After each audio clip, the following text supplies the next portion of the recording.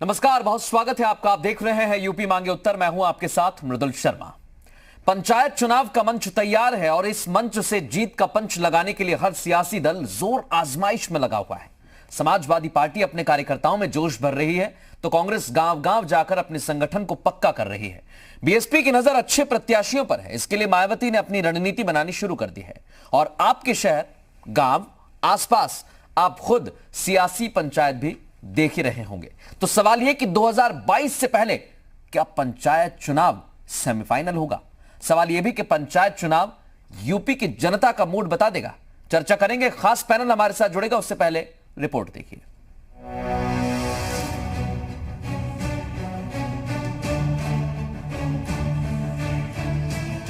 उत्तर प्रदेश में पंचायत चुनाव को लेकर हर दल अपनी तैयारी में जुटा हुआ है, चाहे सत्ता पर काबिज बीजेपी हो या प्रमुख विपक्षी दल समाजवादी पार्टी। सभी अपनी तैयारियों में जुटे हुए हैं। इस बीच कांग्रेस और बीएसपी ने भी अपनी पैठ मजबूत करना शुरू कर दी है।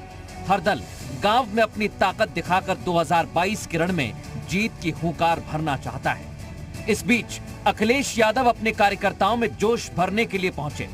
इस दौरान प्रशिक्षण भी कार्यकर्ताओं को दिया और सपा की जीत का दावा भी ठोका। नौजवान अब समझ गया है कि भारतीय जनता पार्टी ने बहुत गुमराह किया है, बहुत गुमराह करने का काम किया। आज नौजवान जागरूक है। ये उत्तर प्रदेश है। उत्तर प्रदेश की जनता ने विकास देखा है, समाजवादी पार्टी का विजन देखा है कि किस तरीके से एम्बुलेंस चलती हैं, किस तरीके से इलाज की सुविधाएं थी, किस तरीके से पुलिस के लिए 100 जो अब 112 है रिस्पांस सिस्टम दिया था। ये तमाम सुविधाएं जो गरीब जनता के लिए थी वो देखा है उन्होंने। इधर बीएसपी और कांग्रेस भी अपनी हर एक रणनीति को धार देने की कवायद में जुटे हुए हैं। मायावती लगातार प्रत्याशियों को लेकर कोऑर्डिनेटर से चर्चा कर रही हैं, तो कांग्रेस की यूपी प्रभारी प्रियंका गांधी वाड्रा किसानों के बीच पहुंच रही हैं। कांग्रेस किसानों के सहारे संगठन को मजबूत भी कर रही है, तो पंचायत चुनाव में अपनी जीत के सपने के साथ ही सभी दलों को घेर रही है। योगी सरकार हर मुद्दे पर असफल है। उनके दावे खोखले साबित हुए हैं। ऐसे में उत्तर प्रदेश की जनता ने उनके लिए पिछले 1.5-2 सालों में प्रियंका गांधी जी के नेतृत्व में, अजय लल्लू जी के नेतृत्व में जो संघर्ष करते रहे हैं, सड़क से लेकर सदन तक जेल की यात्राएं करते रहे हैं, प्रशासनिक अधिकारियों से लेकर राज्यपाल तक को और मुख्यमंत्री तक को घेरते रहे हैं, ऐसे कांग्रेस पार्टी के साथ जनता ने अपना गठबंधन सुनिश्चित कर लिया है। वहीं बीजेपी ने अपनी तैयारी को पुख्ता बताया है। बीजेपी ने साफ कर दिया कि पीएम मोदी और सीएम योगी के नेतृत्व में गांव तक विकास पहुंचाया है और काम के दम पर ही पंचायत चुनाव में बीजेपी को वोट मिलेंगे। इन चुनावों में बीजेपी अपने सिंबल के साथ मैदान में उतर रही है, साथ ही विरोधियों पर ट्विटर पार्टी होने का आरोप लगा रही है। पंचायत चुनाव लोकतंत्र की नर्सरी है और भारतीय जनता पार्टी सदैव से पंचायत चुनाव को गंभीरता से लेती आई है। आगामी पंचायत चुनाव में भी हम डबल इंजन की सरकार ने 4 साल में विकास के जो काम किए हैं और जो हमारी संगठन की मजबूती है उसके आधार पर हम चुनाव में जा रहे हैं। पूरा विश्वास है कि पंचायत के चुनाव में भारतीय जनता पार्टी का परचम लहराएगा। उत्तर प्रदेश में लंबे समय बाद पंचायत चुनाव करण तैयार है और सियासी दल गांव की सरकार बनाना चाहते हैं ताकि 2022 में उन्हें इसका फायदा मिले। अब देखना यही है कि यूपी की जनता का रुख क्या होने वाला है। ब्यूरो रिपोर्ट, जी मीडिया। और सीधे रुख करेंगे, खास मेहमान इस समय हमारे साथ जुड़ गए। हीरो वाजपेयी जुड़ गए, भारतीय जनता पार्टी का पक्ष रखने के लिए मौजूद हैं। अमीक जमई हमारे साथ जुड़े हुए हैं, समाजवादी पार्टी के प्रवक्ता हैं। कांग्रेस का पक्ष रखने के लिए सैफ खान साहब हमारे साथ जुड़े हुए हैं और उमाकांत तिवारी वरिष्ठ पत्रकार के तौर पर, इस समय राजनीतिक विश्लेषक के तौर पर हमारे साथ जुड़ चुके हैं। आप सभी का बहुत स्वागत है यूपी मांगे उत्तर में। सबसे पहले एक एक करके किस तरह की तैयारियां चल रही हैं उस पर हम कमेंट ले लेते हैं। पहले हीरो वाजपेयी जी, आपके पास आ रहा हूं। कांग्रेस हो, समाजवादी पार्टी हो, बहुजन समाज पार्टी हो, उनका कहना है कि इस बार बदलाव की हवा है।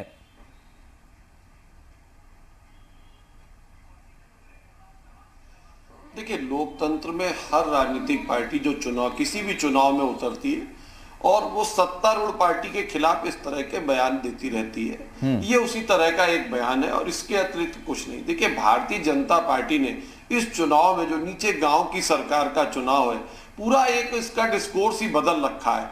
हमने वो वोट बैंक तैयार किया, लाभार्थी, हमारी योजनाएं प्रधानमंत्री मोदी की, योगी की जो नीचे तक पहुंची है, हम उसके आधार पर मांगेंगे वोट, उसके आधार पर लोगों से आशीर्वाद मांगेंगे, उसके विश्वास के आधार पर जनता के बीच में हमारे प्रतिनिधि जाएंगे।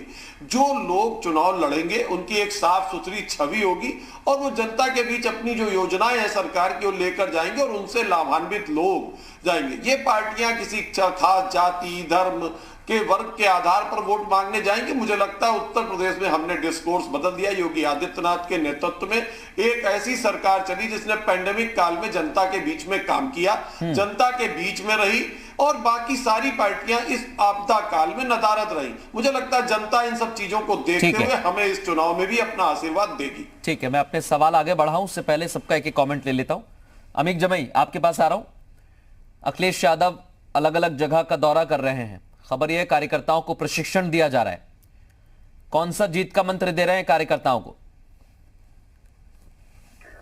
देखिए, समाजवादी आंदोलन का एक बहुत महत्वपूर्ण कदम रहा है पार्टी स्कूल करना, जिसको बोलते हैं कि कैडर प्रोग्राम। तो समाजवादी पार्टी, हमारे नेता जनाब अखिलेश यादव जी ने हमारे वर्कर्स को कि जो 12-17 में जिस उत्तर प्रदेश को हमने बनाया था, जो 17 के बाद अभी तक वहीं पे ठप पड़ा हुआ है, जो योगी जी के जरिए इस देश के अंदर चरम पे जो है, देश के उत्तर प्रदेश के अंदर ब्राह्मण समाज का इनकाउंटर हुआ, उनकी किलिंग्स हुई, जुडिशियल किलिंग हुई, जेल के अंदर उनकी कस्टोडियल डेथ हुई। जितने भी प्रोग्राम समाजवादी पार्टी ने बनाए थे, चाहे वो गरीब माओं के लिए, विधवाओं के लिए पेंशन थी, चाहे वो किसानों के लिए मंडियों का जो हमने पूरा जाल बिछाया था पंचायत स्तर से लेकर शहरों तक, वो सब तो योगी जी ने खत्म कर दिया। क्योंकि योगी जी के पास, भारतीय जनता के पास ना कोई नेता है ना कोई नीति है। अगर नेता होता, नीति होती, तो पूरे उत्तर प्रदेश में जो किसान बिलबिला के आज सड़कों पे चल रहा है, हेरू वाजपेयी जी ट्रैक्टर देख के आजकल डर जा रहे हैं। पूछिए, भाजपा के नेता जैसे ट्रैक्टर देखते हैं ये लोग भागने लगते हैं, और ट्रैक्टर पीछा कर रहा है, साइकिल पीछा कर रही है। 2022 में इनका राजनीतिक बोरिया बिस्तर उत्तर प्रदेश के छात्रों ने, युवाओं ने, किसानों ने इनका बंद करने का तैयारी कर दिया। ठीक है, मैं इस पर कमेंट लूंगा, पहले सबका एक कमेंट ले लेता हूं। सैफ खान साहब, आप भी जो गंगा किनारे हैं या आसपास के क्षेत्र हैं, गांव के किसान हैं, किसान पंचायत आपकी चल रही है, क्या ये पंचायत चुनावों को लेकर ही चल रही है?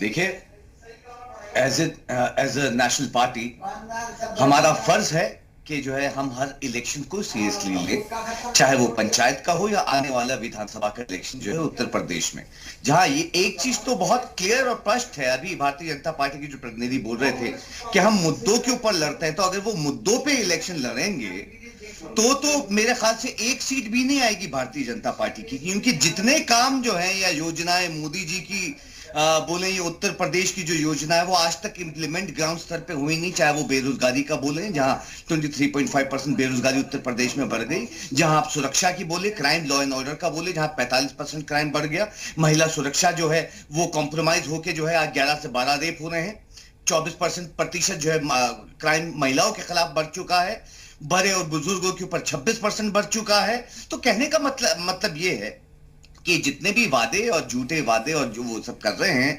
कि हमने जो है बहुत अच्छी योजनाएं उतारी हैं, तो सच्चाई वाली बात है ग्राउंड स्तर पे जो है भारतीय जनता पार्टी का अब कोई इसमें रोकने वाला नहीं है। आज किसानों ने जो है सबसे पहले आंदोलन में ये जो है अपनी गांठ वो कर ली है, सेट कर लिया है कि साहब जो है अब भारतीय जनता पार्टी को नहीं लाना है। देश की 80% आबादी ने यानी ये सेट कर लिया है और बैठी भी है वो सेट करके जो है कि इस सरकार को जो है वो सबक सिखाएगी और आने दीजिए। अभी ये पंचायतों का इलेक्शन का रिजल्ट जो है जनता पे छोड़ देते हैं और जनता पे से देखिएगा आप रिजल्ट के क्या रिजल्ट आपको जो है। बिल्कुल सर, मैं तो आप सबके दावों का सम्मान करता हूं, चाहे हीरो वाजपेयी हो, अमीक जमई हो, सैफ खान साहब आप हो, आप सभी के दावों का मैं सम्मान करता हूं और हम भी नतीजों का ही इंतजार करेंगे। उसके पहले आप सभी की जो तैयारियां हैं वो हमने बताई, आप सभी की क्या रणनीति है वो आप बेहतर जानते हैं, लेकिन अभी उत्तर प्रदेश में पंचायत चुनावों को लेकर राजनीतिक समीकरण क्या कहते हैं हम उमाकांत जी आपसे समझना चाहते हैं, क्योंकि दावे तो सभी कर रहे हैं कि जीतेंगे हम जीत का परचम लहराएंगे, लेकिन असल में स्थिति है क्या? देखिए, दावे तो हर राजनीतिक दल के द्वारा किए जाते हैं और ये उनके लिए आवश्यक भी है, लेकिन ये पंचायत चुनाव, विधानसभा चुनाव जो लगभग 1 साल के अंदर ड्यू हैं, उससे पहले हो रहा है, इसलिए इसका महत्व हर राजनीतिक दल की दृष्टि में बहुत ज़्यादा है। और इस कारण ये एक तरीके का सेमीफाइनल है उस विधानसभा चुनाव से पहले जिसमें सरकारें गठित होती हैं। तो इसमें कोई भी कोर कसर कोई पार्टी नहीं छोड़ना चाहती। और कांग्रेस को बहुत दिन उत्तर प्रदेश में राज किए हुए हो गए, बाकी सारे जो राजनीतिक दल इसमें चुनाव में अपने दांव आजमा रहे हैं वो सरकारों में रह चुके हैं, और उन्होंने उस समय के जो काम किए हैं वो उनको आधार बनाने का एक प्रयास तो होगा ही, लेकिन तुरंत में अभी भारतीय जनता पार्टी का शासन चल रहा है और उनके द्वारा विभिन्न मसलों पर किए गए काम वो उनके एक तरीके से घोषणा पत्र में या उनके चुनाव के प्रचार में रखे जाएंगे। तो निश्चित तौर पे हर राजनीतिक दल जी जान से लगा हुआ है, क्योंकि इसका जो मैसेज जाएगा वो जनता के अंदर विधानसभा चुनाव से पहले की एक मतलब माहौल के रूप में लिया जाएगा। उमाशंकर जी, एक और मेरा सवाल है, क्योंकि आपने कहा कि दावे तो सभी कर रहे हैं लेकिन ये सेमीफाइनल के तौर पर देखा जा रहा है। किसानों को लेकर बहुत आवाजें उठ रही हैं, लेकिन बीजेपी का कहना है कि हमने जो काम किया है, चाहे एमएसपी का बढ़ाना हो तो हमें किसान फायदा देंगे। विपक्ष कह रहा है कि किसान परेशान है। किसानों के ऊपर बहुत कुछ निर्भर करता है, क्योंकि ये गांव में ही, ये कह लीजिए कि गांव की सरकार चुनी जाएगी।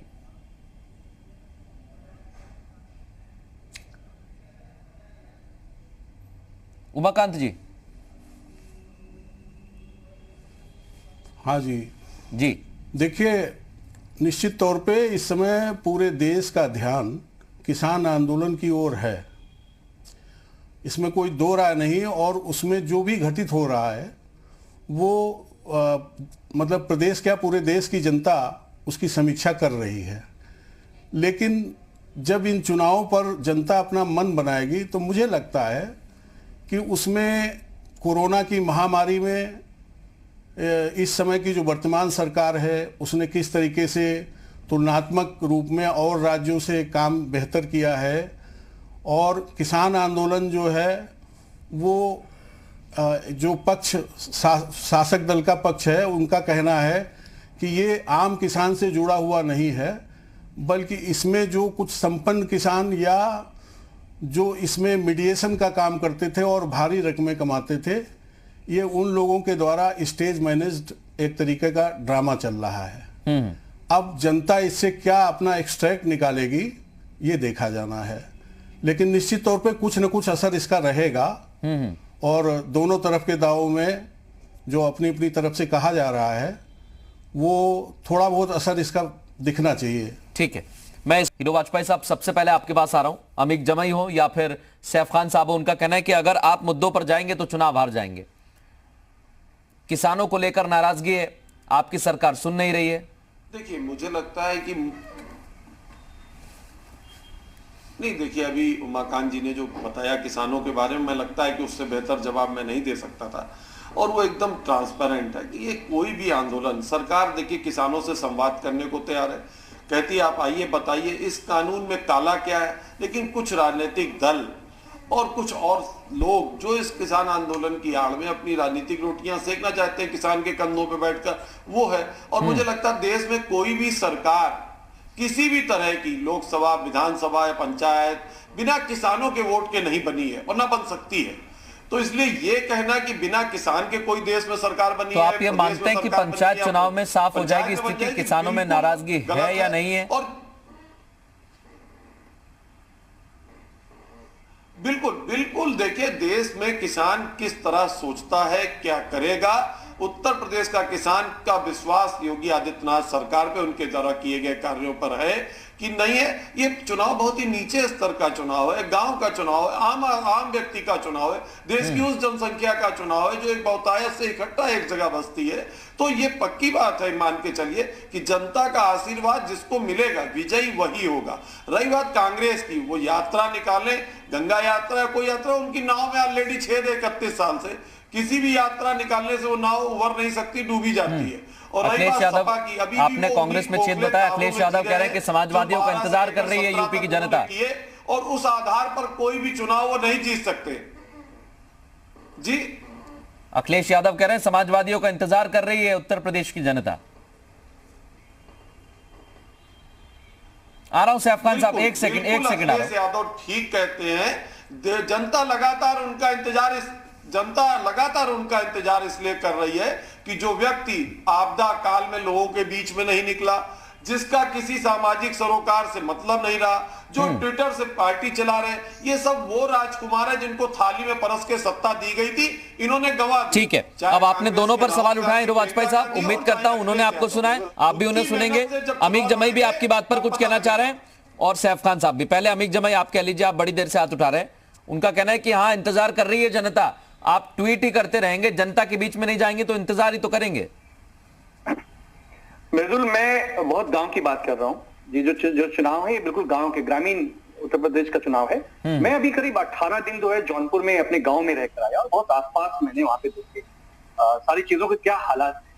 एमएसपी जो धान की जो खरीद थी, मैं आपको बता रहा हूँ भारतीय जनता पार्टी के जो वोटर है उनको भी जो है 900 950 में बेचना पड़ा है, क्योंकि सरकार में जो धान की खरीद थी, जो एमएसपी में जो पूरा खेल हुआ है, करीब 1900 रुपया का जो खेल हुआ है, इसमें सरकार के बाबू और इनके नेता लोग, ये लोग उसके अंदर शामिल रहे हैं। दूसरी बात यह है कि जब धान की फसलें हुई, मवेशियों ने पूरा गांव का हमारा खेती बर्बाद कर दिया। मवेशियों के लिए सरकार ने कहा था, योगी जी ने बजट दिया, हम पूछते हैं कि वो पैसे कहां गए? वो पैसे भारतीय जनता पार्टी के जो पार्टी के संगठन के नेता हैं, वो उनकी जेब में पैसा गया। पूरे किसान लोगों का, गांव में जो छोटे छोटे मझोले किसान हैं, उनका खेती मवेशियों ने बर्बाद कर दी, तबाह कर दी। उसके बाद जब वो बेचने गए तो उनको मजबूरी में 850 900 रुपए बेचना पड़ा। हमें पूछना चाहते हैं हीरो भाई, जरा यही बता दीजिए कि कौन सा उत्तर प्रदेश का जिला है जहां पर 1885 और 86 रुपए में जो है धान की खरीद हुई है? भारतीय जनता पार्टी के लोगों को बेचना पड़ा है 850 900 रुपए में। तो ये हालत है। जब हम गांव में गए, मल्हनी के चुनाव में मैं गया, बूढ़ी माओ से मैंने पूछा, आपको पेंशन मिल रही है माई? तो बोली कि बबुआ जब अखिलेश थे वह दिए थे, ये बाबा आए हैं तब से बंद हो गया। ये जो लेकिन अमीक जमई साहब, सरकार ये दावा करती है कि उन्होंने तो रिकॉर्ड बनाया धान खरीदी का। मैं आपसे पूछ रहा हूं, आप तो रिपोर्टर लोग हो, आप तो नीचे नीचे जाते हो, 900 से ऊपर का धान खरीद नहीं हुआ है प्रति क्विंटल जो हुआ है। और फिर हमारी बेटियां, उनको अखिलेश यादव जी ने, हमारे नेता ने उनको साइकिल दी। उसके बाद जो हमारे गरीब गुरबा बेटियां हैं हमारी, जो स्कूलों में ड्रॉप आउट हो जाते हैं, उनके लिए पिछली समाजवादी सरकार में हाई स्कूल इंटरमीडिएट में 20-20 हजार रुपए का उनके लिए स्कॉलरशिप थी। अमीक जमई साहब, आप ठीक कह रहे हैं, आप ठीक कह रहे हैं। गांव की एक बेटी पूछना चाहती है कि वो जो स्कॉलरशिप थी जो अखिलेश यादव की थी, वो कहां गई? आपने दी ना सर, आपने दी और आपने उस पर वोट मांगे, लेकिन आपको उस पर वोट नहीं मिले। अब सवाल यही है, क्या उत्तर प्रदेश में योगी आदित्यनाथ की सरकार में जो स्थितियां थी उससे बदलाव होगा? अमीक जमई साहब, मैं आ रहा हूं सैफ खान साहब। हीरो वाजपेयी जी कुछ कहना चाह रहे हैं। छोटा पॉइंट, ये जो हमारे कहा जाता है गठ, नरेंद्र मोदी जी का जो भी कुछ उपलब्धि गिनाए हुए हैं, वो गुंडागर्दी और भ्रष्टाचार, परिवारवाद, इन सब में छुप गई। लोगों ने एक परिवार, नहीं बिल्कुल, आप जीते एमएलसी का चुनाव, आप जीते, उसमें कोई दो राय नहीं है सर। हीरो वाजपेयी साहब कुछ कह रहे हैं, सुन लीजिए, फिर आ रहा हूं सैफ खान साहब तुरंत। कहिए हीरो वाजपेयी साहब। ये शहंशाह साहब कहां है? नहीं, मैं कह रहा हूं कि ये जो अमीक जमई साहब कह रहे हैं कि हमने योजनाएं चलाई, जनता को आपका भ्रष्टाचार, आपकी नहीं, उनका कहना है कि धान नहीं बिका। आप उस पर जवाब दीजिए, कितना धान बिका, कितने पे नहीं बिका, फिर आप रिकॉर्ड कैसे बता रहे हैं? तमाम माफियाओं के पास अकूत जनसंपत्ति का इकट्ठा होना, ये सब भी आपके काल में हुआ है।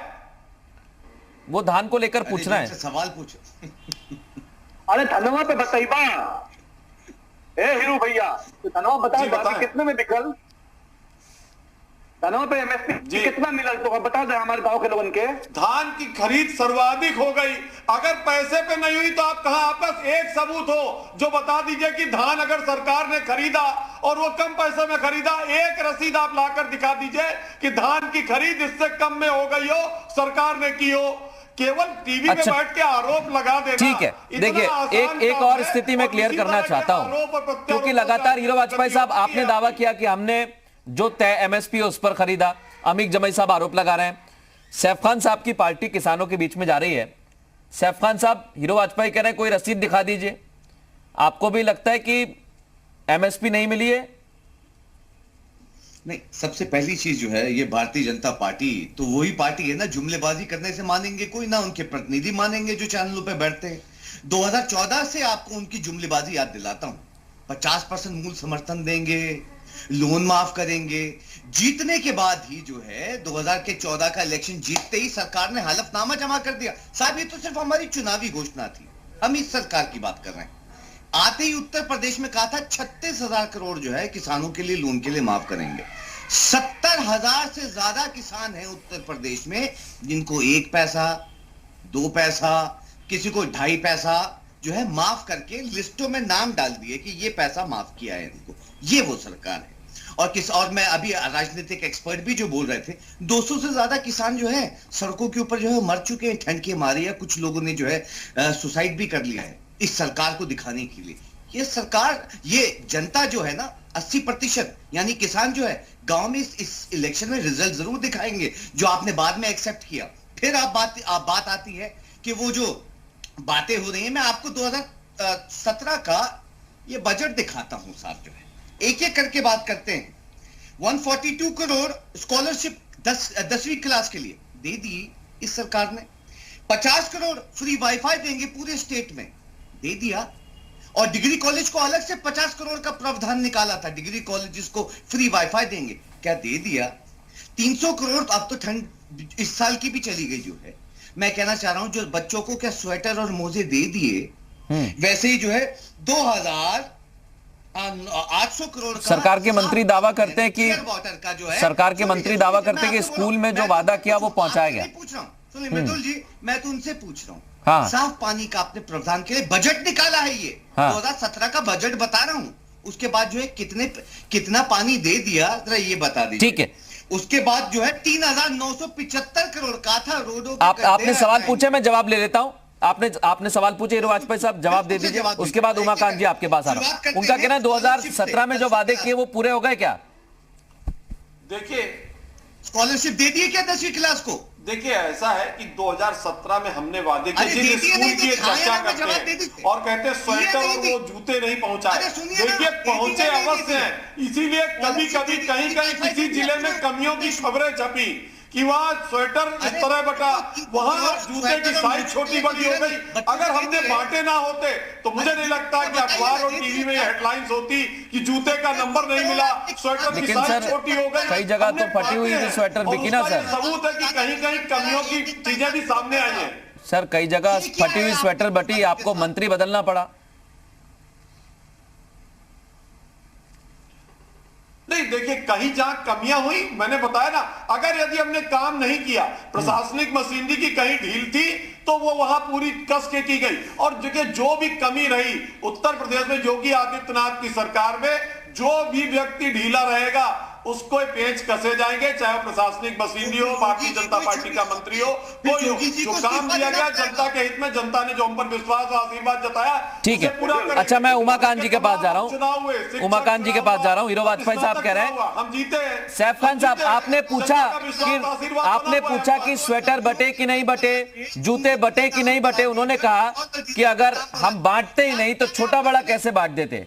उनका कहना है कि आड़ा तिरछा कैसा भी हो, बांटा तो सही है, वो ये कह रहे हैं। उमाकांत जी, स्वेटर ले लीजिए, किसान ले लीजिए, ये ऐसे मुद्दे हैं जो गांव तक जाते हैं। क्योंकि आप देखिए, प्राथमिक विद्यालय हैं जो गांव गांव में बने हुए हैं, मिड डे मील की जो योजना है वहां की खबरें हम आपको दिखाते हैं, दर्शकों को दिखाते हैं। तो ये बहुत अहम मुद्दे होते हैं। क्या इनका बहुत हद तक फर्क पड़ेगा पंचायत चुनाव में?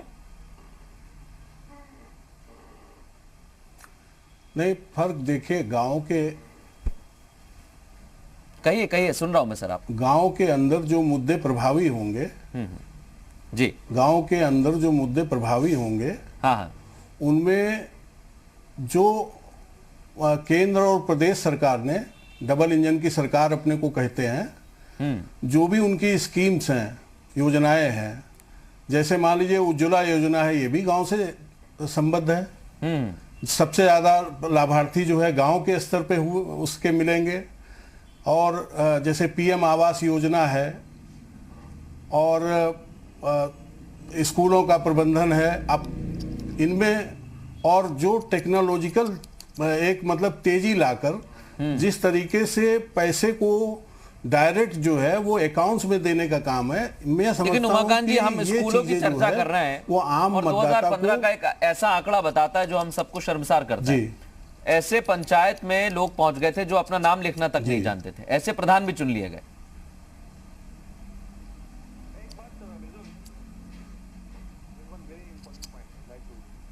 कहिए उमाकांत जी। अब देखिए इसमें ऐसा है कि ये तो नियम जो बनते हैं कि साहब इसमें कोई क्वालिफिकेशन तय नहीं है, तो ऐसे प्रधान पहुंचेंगे ही। लेकिन अगर आपकी कोई एक मतलब शैक्षिक योग्यता तय हो जाएगी तो फिर प्रधान कम से कम न्यूनतम उतनी शैक्षिक योग्यता के साथ आएंगे। और ये तो सरकार को करना है, और ये इससे पहले की सरकारें भी कर सकती थी। तो उस तरीके से मतलब जब उनकी एक क्वालिफिकेशन तय हो जाएगी, मेरा जो कहने का मतलब था तो निश्चित उमाकांत जी तौर वो पे यही था इसमें एक क्वालिटेटिव कि अगर कोई तय नहीं है चीज या कोई क्वालिफिकेशन तय नहीं है, और हम सब यहाँ पर शिक्षा की बात कर रहे हैं, अगर किसी गांव की जिम्मेदारी ऐसे प्रधान को मिलती है जो खुद का नाम लिखना नहीं जानता, तो वो कैसे लोगों को शिक्षित करने में या शिक्षा के स्तर को सुधारने में या गांव में किस तरीके की व्यवस्था है, कम से कम ये देखने का काम तो प्रधान का होता है। लोग अपनी समस्या बताते हैं, भले ही उस समस्या से सरोकार ना हो, लेकिन फिर भी जाके प्रधान को ही समस्या बताते हैं। अमीक जमाई साहब, ऐसी स्थिति भी थी 2015 में? देखिए, मैं आपको बहुत बारीकी बात समझा रहा हूँ। वाजपेयी साहब को मतलब हमारे जो पत्रकार साहब हैं, ये जो बात बोल रहे हैं जिसके भी पक्ष में, लोग इसको समझ रहे हैं। हमारे जो पीडीएस सिस्टम है, मैं दो बहुत इंपॉर्टेंट बातें, शिक्षा और पीडीएस सिस्टम।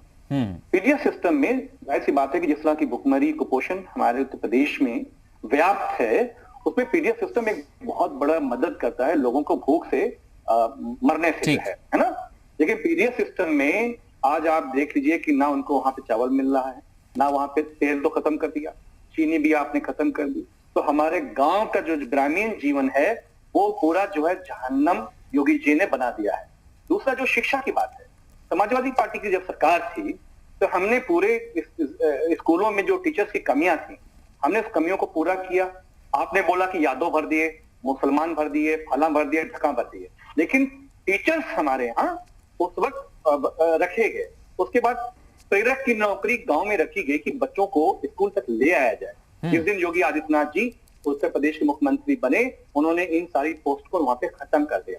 तो हमारी जो शिक्षा में, आप स्कूल में चले जाएं, लेबोरेटरी नहीं, आप चले जाएं, बच्चों को किताब नहीं मिली। स्वेटर वाली बात तो सैफ जी ने पहले बोल दिया है, लेकिन मैं ये कह रहा हूं कि सरकार के पास ना ग्रामीण उत्तर प्रदेश के लिए कोई विजन है, ना शहर के लिए कोई विजन है। योगी जी, आप कह रहे हैं कि वो कहां टहल रहे हैं, वो कहां, हम पूछते हैं कि हर हफ्ते योगी जी जहाज उठा के गोरखपुर क्यों जाते हैं?